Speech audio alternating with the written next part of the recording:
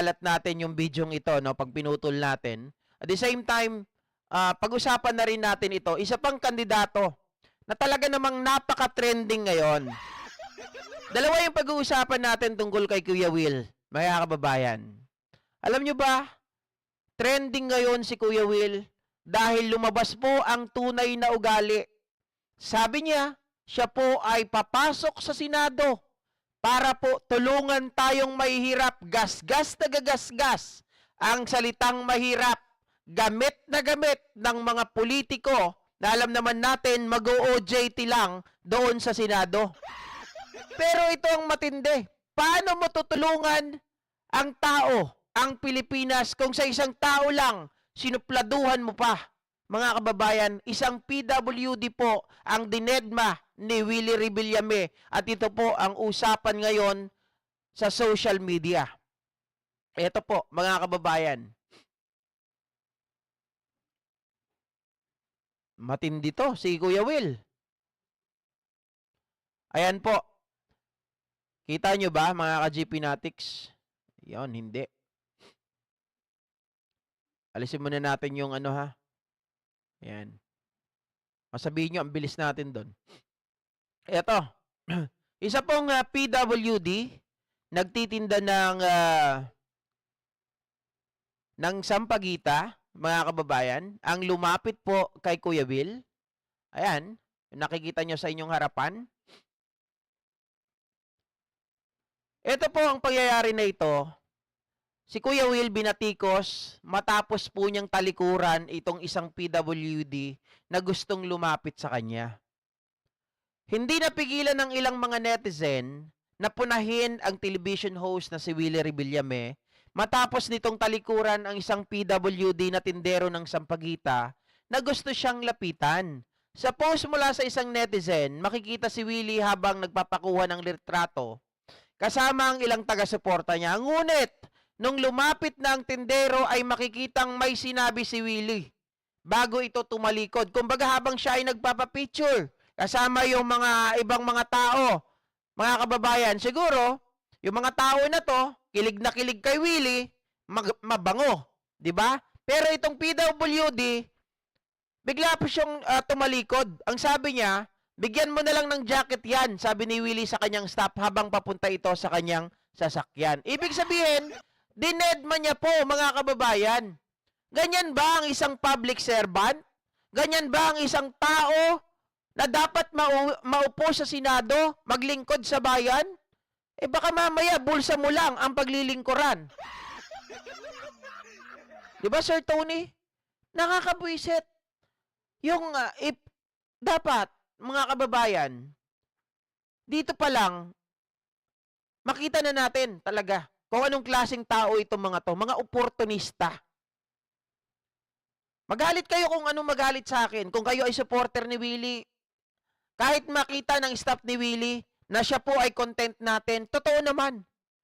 Di ba? Totoo naman, marami ang nagpapatunay na kung ganito ang ugali mo, ay huwag ka nang tumakbo.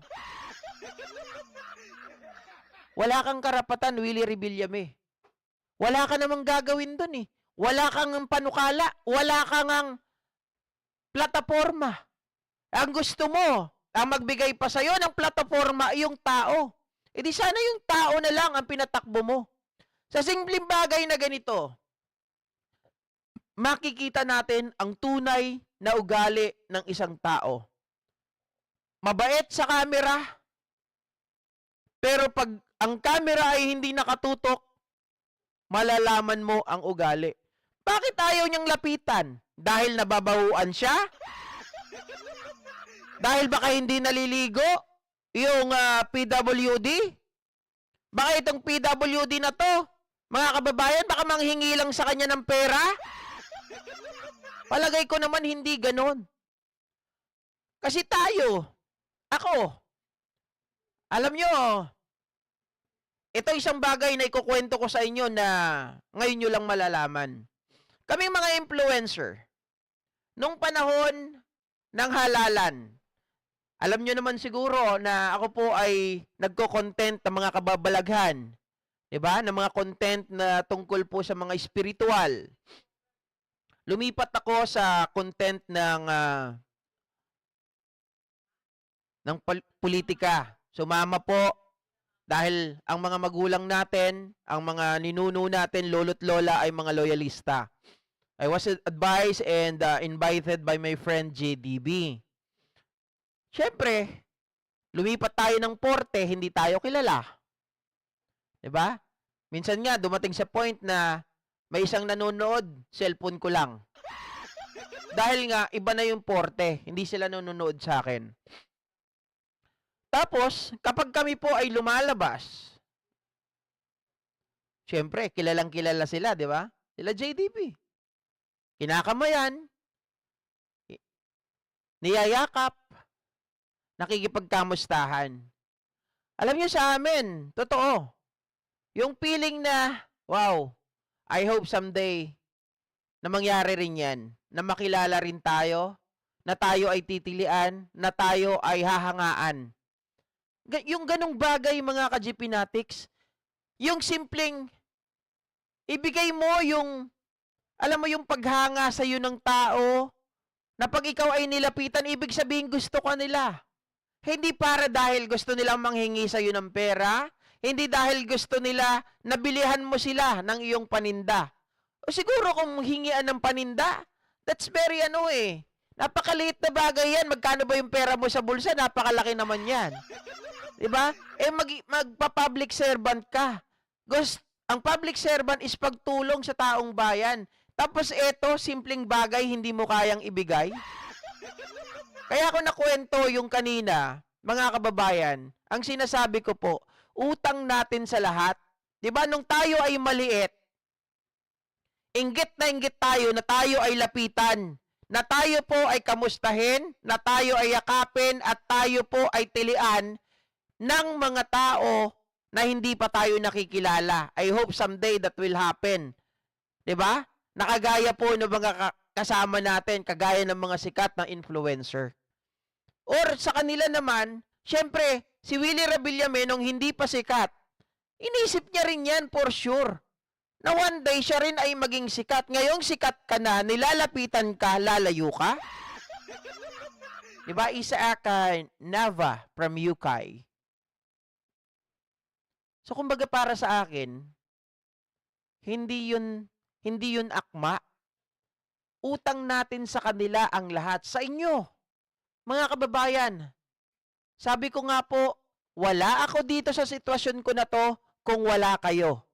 You are, mga kababayan, the heart of this channel. At sana, kila Willie Revillame, suklian yung mga taong humahanga sa kanya. Bakit mo kailangan talikuran? Ano, jacket lang ba ang gusto ng tao? Magkakaiba ang tao hindi ko pwedeng diktahan, hindi ko po pwedeng pangunahan. Sometimes tao gusto jacket lang. Sometimes gusto makausap yung kanilang hinahangaan. Sometimes gusto nila na sila po, mga kababayan, bilang isang tagasunod at bilang isang tagahanga, yung mapansin sila, mabigyan sila ng atensyon, ay isang pagpapakita na yung tao na yon ay karapat-dapat sa paghanga. 'Di ba?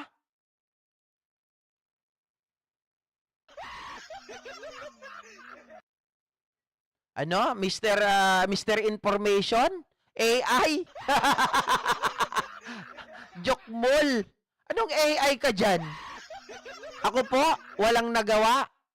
Nako po, hanggang tamang hinala ka lang.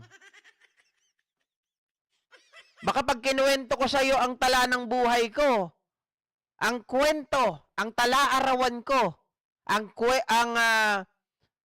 pagkatao ko, baka magulat ka. 'Di ba? Baka hindi mo kayang tanggapin. Magpalit tayo ng sitwasyon, baka mamaya nagpakamatay ka na. O ako nasa sitwasyon mo. Or ikaw nasa sitwasyon ko. 'Di ba? Sa hamon lang ng buhay, sabihin mong wala akong nagawa. Kakaiba ka, sir. Eto pa, mga kababayan, binastos mo na yung tao na yon sa pagtalikod mo. Dapat ka ba bang tumakbo? Mahiya ka naman sa balat mo, oy. 'Di ba? Mga kababayan, etong si Willie Rebillame, hindi naman pala po pagsiservisyo ang gusto niyang mangyari. Bakit? Kasi nagtatanong tayo, yung tao na yon hindi man lang niya nilapitan, hindi man lang niya kinausap, ay paano pala ang plano ni Willie Rebillame, pag na siya po ay nasa Senado, pakikending-kendingin lang kayo. Alam mo kung tatakbo ako, andun ako sa Senado, makikipag-away ako, makipag-Inglesan ako, ang gagawin ko, hep hep, hooray. Pag may nag-aaway, mga calling, mga kasama ko sa Senado, makinig kayo, kending-kending. Dapat may ganun na lang, masaya.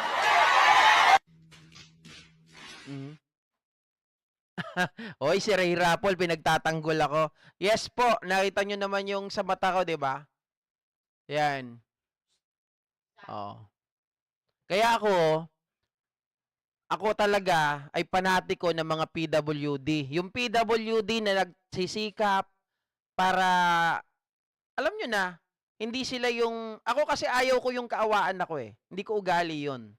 Kaya nga ako nagsasalamin eh para hindi nyo halata na ako ay ano, 'di ba? Hindi ayoko po kasi natingnan ako na may pagkukulang. Kasi unang-una, PWD ako, pero ano yung mga napasukan kong trabaho?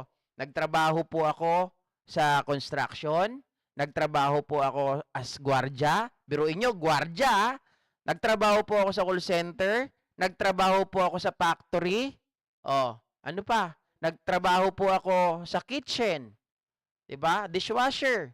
Nagtrabaho din po ako as tawag dito sa computer cafe. 'Di ba? Pero Korean computer cafe 'yon. Tapos naging encoder din ako. Nagtrabaho din po ako as technician. Nagtrabaho din po ako mga kababayan sa isang drug pharmaceutical company. Bali 3 company 'yon. So, hindi po ako yung kagaya ng ibang tao na palamunin. Hindi po ako kagaya ng ibang tao na dahil PWD na namamalimos. Hindi rin ako kagaya ng iba dahil PWD lang, mauupo na lang sa isang lugar, tapos magmamakaawa. Hindi ganon. Kasi ako, lumalaban sa buhay. Dahil, mga kababayan, sino ba naman ang tutulong sa sarili mo kung hindi sarili mo lang? Alangan naman iaasa mo sa gobyerno ang mga bagay-bagay. Hindi pwedeng gobyerno ang lumapit sa iyo. Dapat kumilos ka dahil napakaraming tao, napakarami na ng ginagawa ng gobyerno natin. Maging isa man lang tayo sa huwaran. 'Di ba? Etong si Willie Rebilla may anak ng tinapa. Mga kababayan, pero inyo papanik sa Senado, ang gagawin hindi raw siya makikipagdebate. Hindi naman ibig sabihin ng pakikipagdebate ay pakikipag-away. Ang pakikipagdebate ay pakikipagtalastasan ng may mga matitinding kaisipan, ng mga ideas. 'Di ba ang gusto raw niyang gawin, pakending-kendingin lang kayo. Para daw laging masaya. Hindi pwedeng lagi lang masaya. Ang buhay ay dapat may lungkot din. Dahil yung lungkot, diyan tayo nagiging malakas. Para tayo ay sumaya. Di ba? Dakilang joke lang to si Willie.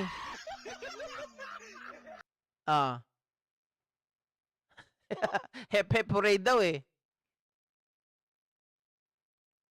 Alam mo kung tatakbo ako, andun ako sa Senado, makikipag-away ako, makipag-Inglesan ako, ang gagawin ko, hep hep, hooray. Pag may nag-aaway, mga calling, mga kasama ko sa Senado, makinig kayo, kending-kending. Dapat may ganun na lang, masaya. Kita nyo? Ang yabang, di ba? Talagang nagpe-pretend niya, ano yung mga kasama ko sa Senado? Yabang! Kaya mga kababayan, wag nating iboto to ha. Kung may mga kakilala po kayo, mga ka-GP Natics, sabihin po natin, wag iboto si Willie Revillame. Yung nagsabi po sa akin na mas pipiliin daw niya si Willie, mas pipiliin daw niya ang isang taong bobo kaysa doon sa matalino, dahil daw yung matalino ay nagnanakaw lang. Palagay mo, pag nakapasok to sa Senado, hindi rin magnanakaw to? Kahit ₱1 ha, tandaan niyo po yung sinabi ko, ang pagnanakaw para sa akin, kapag ikaw po ay sumisweldo at hindi mo ginagampanan yung trabaho mo, yan ay pagnanakaw. Bakit? Sinasayang mo yung oras. Pagnanakaw ng oras. Diba? Susweldo ka, hindi ka naman nagtatrabaho, nagpapalaki ka lang ng bayag. Or kakain-kain ka lang doon. Ang takaw-takaw mo pa. Tapos gaganong-ganong ka lang ng bigote mo. Yun po ay maliwanag, pagnanakaw yun. Kasi dapat, kaya ka sumisweldo para po pagtrabahuhan yung sinasahod mo. Pero pag ikaw sumisweldo, hindi ka nagtatrabaho, anong tawag doon? Diba? Ah. Diyos ko, di ka kikita sa Senado, Willie. Hindi, ang problema, kahit hindi kasi gumalaw itong si Willie pag nanalo, matik 320 million hindi, sorry, 320,000 kada buwan ang sahod. Pinakamababa ng isang senador. O di sa sahod pa rin, mga ka-GP Natics, sasabihin niya, hindi raw siya marunong magnakaw. Yun ay pagnanakaw. Papasok ka sa Senado, tapos wala kang gagawin. Papalaki ka ng... diba? sabi ni Lulu, correct, GP. Totoo naman, di ba? Di ba po? Kahit piso yan, kahit tayo nga tandaan nyo po. Di ba, ang isang trabahador, kapag kayo po ay nahuli ng boss nyo na pumipetik sa trabaho, kinakaltasan kayo, tama? Kasi alam niya, or worst to worst case situation, ang ginagawa ng boss nyo, tatanggalin pa kayo sa trabaho. Kaya lang itong mga senador, hindi naman natin pwedeng basta tanggalin yan. 'Di ba? Kaya, ibig sabihin, kapag ikaw ay hindi po effective, kung ikaw po ay walang saysay, kung ikaw po ay palamunin lang, 'di ba? Diyan sa Senado, ikaw po ay isa ng magnanakaw. Pilar Wongka, kaya galit dyan ako kay Bato. Pwede din ako GP cancer PWD din ako GP, cancer victim ako. Kung alam lang nila Bato, ang hirap na mawalay sa pamilya mo para lang gumaling dito sa Germany. Sobra ang sakit at lungkot. Naku po, mga kababayan, sorry to hear that. Sad to hear. Ako po naman, Pilar Wongka, masasabi ko na swerte pa rin ako kumpara sa ibang mga PWD. Kasi ako, kahit na bugbog ako sa tawag dito, sa panlalait ng mga kapwa ko tao, 'di ba? Hindi hayop. Sa mga nung kabataan ko napaglabanan ko naman po 'yon. Tapos konti-konti ako po ay nag-ipon dahil yung mata ko dati ay pikit, yung isang mata ko, left eye ko, sobrang pikit na noon. Tapos nag-ipon po ako dahil nag-10 taon din ako sa call center. Nag-ipon po ako at pina-opera ko, kaya ngayon siya umayos na. Kaya lang pag medyo puyat ako, kulang sa tulog, pumipikit pa rin siya. Nagiging kirat ang tingin sa akin. Kung nakita niyo po yung mata ni Randy Santiago, ganun din yung mata ko, kirat. Pero ang maganda sa akin, mga kababayan, yung mata ko kulay asul. Ay hindi, kulay gray pala. Napapalitan ko yung kulay. Napaayos ko siya. Kahit ano ka pa, mahal ka ng Diyos, ang buhay natin dito sa mundo ay maikli lang.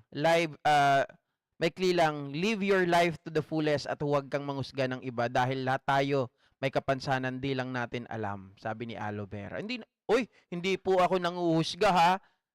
Baka mamaya sabihin nyo, ako po yung nanguhusga. Huwag po. Hindi, ako po kasi talagang fighter ako.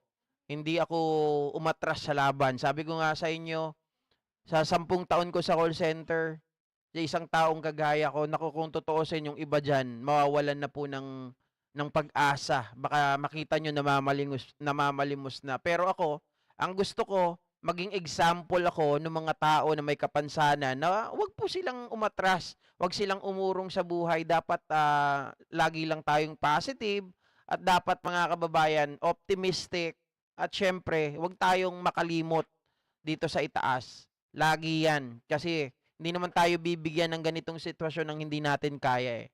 'Di ba? Kita nyo ngayon, mga kababayan, sa pagtsatsaga, oh, kahit papano eh, maalwa naman ang buhay natin. 'Di ba? Dahil sa pagsisikap. Alright, so magandang gabi po, ay magandang hapon sa ating lahat mga kababayan. Magandang araw. At syempre, ngayon po ay Lunes, marami na namang balita talaga na maabangan natin. At magkita-kita po tayo sa mga susunod na live streaming at maraming salamat. Malapit na po tayo sa katotohanan. Magwa 100,000 subscriber na po tayo kay YouTube, mga kababayan. Wala po yan at baliwala yan kung wala po kayo. Kayo po ang talagang boses. Kayo din po, mga kababayan, ang heart ng channel na ito. Kung sabi ko nga, utang ko po sa inyo ang lahat. Salamat po sa walang sawang pagsuporta at salamat din po mga kababayan sa pagmamahal na inuukol nyo po sa channel na ito at sa akin na rin. Maraming salamat. Uy, Rolando Tika, Sir GP, ako po ay isa po akong PWD. Amputated po ang right leg ko at may mga maintenance po ako na tinitake. Lapo,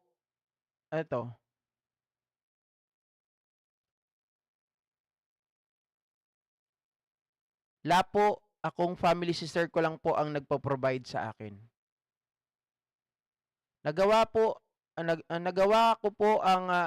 Gumagawa po ako ng basahan at nagbabalat ng bawang. Naku po, si Rolando Tika, no? Alam niyo po, sabi ko nga sa inyo, hindi po dapat maging hadlang sa atin ang pagiging PWD. Maganda po yan. Huwag po tayong mawalan ng pag-asa. Alam niyo, tayo pa, yung masasabi ko na isang charm, isang gem ng pamilya natin. Although, despite the fact of that predicament, situation na meron tayo pa yung, di ba? Ganito, laging positive kung mag-isip at tayo po yung hindi sumusuko sa laban. Pagpatuloy nyo lang po yan, sir. Pasasaan ba? Ang Panginoon po ay laging nakatingin sa atin. Ang Panginoon ay laging nakasubaybay, hindi po tayo pababayaan at hindi tayo bibigyan ng mga problema, ng mga sitwasyon na hindi po yan natin kayang lusutan. It's up to you na lang kung paano mo ito ay handle. Sa akin kasi, sabi ko nga sa tagal ng existence ko dito ngayon, di ba? Habang ako ay nabubuhay, mula pagkabata, naranasan ko na lahat ng pambubuli. Kaya nga sabi ko, umaga, tanghali, merienda, gabi, pambubuli. Dumarating pa sa point na mga katrabaho ko, ginagawa ko ng kalokohan, kukuhanin yung mga account ko, tapos ipapatanggal ako sa trabaho. Pero lahat po yun, itinawag ko sa Panginoong Diyos. Hindi po niya ako pinabayaan at nandito na tayo ngayon. 'Di ba? Salamat po, Sir Rolando Tika, sa pag-share po ng ng inyong situation. Kasi hanga po ako sa mga nagsasabi po dito na sila po ay PWD. Yung hindi po nila tinatago at hindi nila kinahihiya. 'Di ba? Maging huwaran po kayo, sir. 'Di ba? Parisian na 29 Mix Vlog. Ingat po tayong lahat. Kala ko pautang po tayong lahat. Namali ako ng tingin. Parisian na 29 Mix Vlog. Sorry. Sabi ko, ingat, pautang po tayong lahat. Ingat po tayong lahat pala. Kelly, Sina Petals for me, di ko iboboto si Willie. Di siya bagay talaga sa Senado like Robin Padilla. Oo naman, mga kababayan. Kung gusto niyang tumulong, unahin niya muna yung maliliit na tao kagaya nito. Maraming salamat po muli. I love you all, mga ka-GPnatics.